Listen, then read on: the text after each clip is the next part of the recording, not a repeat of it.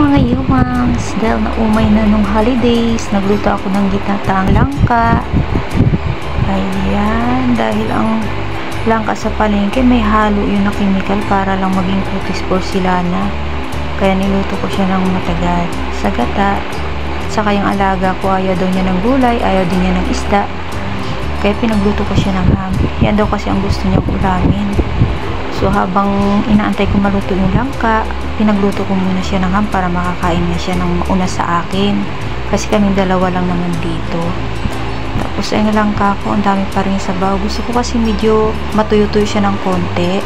So habang inaantay ko siyang matuyo, nagprito na rin ako ng isda. Kasi masarap yun i-partner sa langka. Tapos nung naluto na yan, binalikan ko ulit yung prito ko para baliktarin naman. Ayan, okay na yung langka ko at saka yung prito ko luto na rin, kaya pwede na kumain. Kaya lang may aso pa pala. Tinanong ko kung anong gustong ulam, chicken daw. Kaya ayan, pinagluto ko rin siya ng chicken para mamaya may ulam din siya. Diba? Paiba-iba sila ng ulam.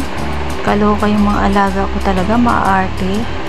O tara na, kain. Tapos may tira pa pala akong atsara na ginawa ko rin bago magpasko.